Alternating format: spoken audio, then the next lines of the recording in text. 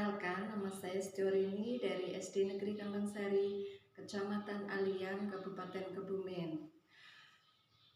Pada kesempatan kali ini saya akan membawakan cerita yang berjudul Sejarah Asal Mula Pemandian Air Panas Krakal yang terletak di Desa Krakal, Kecamatan Alian, Kabupaten Kebumen.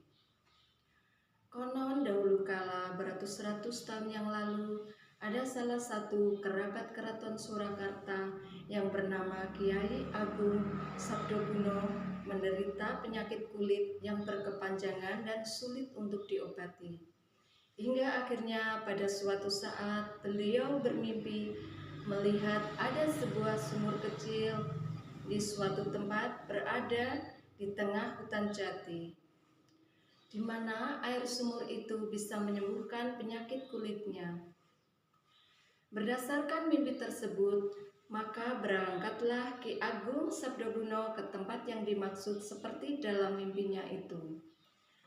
Setelah melakukan perjalanan dan penyusuran ke tempat yang sesuai mimpi, ternyata tempat itu adalah sebuah hutan jati kecil yang di sekelilingnya terdapat banyak batuan dan kerikil yang agak besar.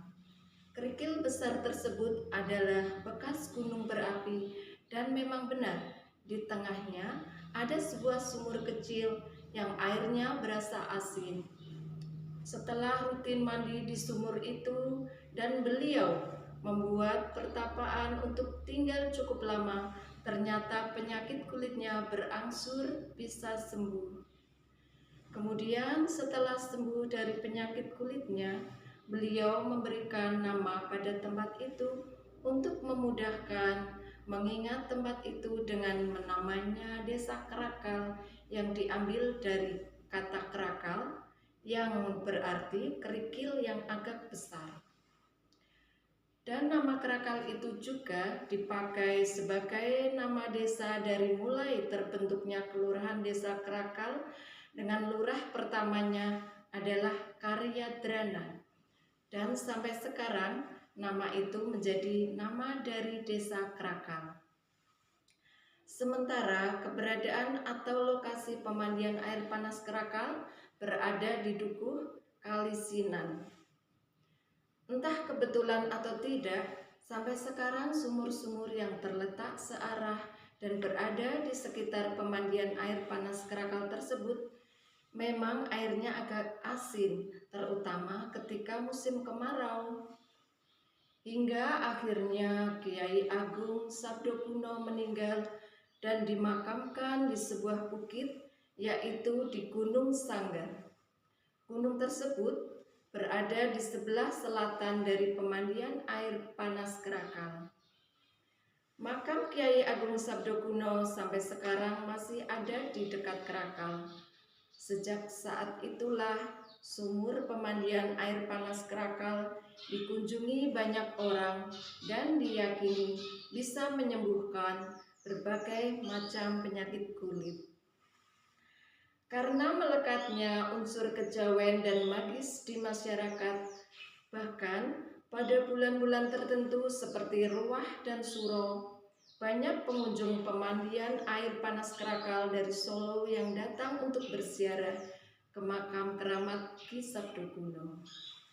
Dalam perkembangannya, pada tahun 1905, pemerintah Belanda membangun pemandian air panas Krakal sebagai tempat pengobatan penyakit kulit, bukan sebagai objek wisata. Pada zaman itu, di sekitar pemandian air panas Krakal sudah tinggal masyarakat Tionghoa yang menjadi tengkulak hasil bumi, khususnya gambir dari petani setempat. Adanya makam orang Tionghoa yang tidak jauh dari pemandian Krakal dan ditandai pula dengan sebidang tanah di tikungan sebelum pemandian Krakal yang oleh masyarakat setempat disebut Tenggoang, yaitu dari kata Tionghoa. Konon di situ berdiri rumah Tauke Kaya dan meninggal di dalam rumahnya karena terbakar. Bukti yang lain adalah sebuah tanah yang masih ada sisa-sisa bangunan Tionghoa. yang lokasinya tepat di sebelah timur pemandian Kerakal. Dulunya, tempat itu adalah hotel atau penginapan orang-orang Tionghoa yang mandi dan berlibur di pemandian Kerakal, yang oleh masyarakat sekitar tempat itu disebut sebagai Lai atau Tan Tio Lai. Demikian sejarah asal mula pemandian air panas Kerakal yang saya bawakan.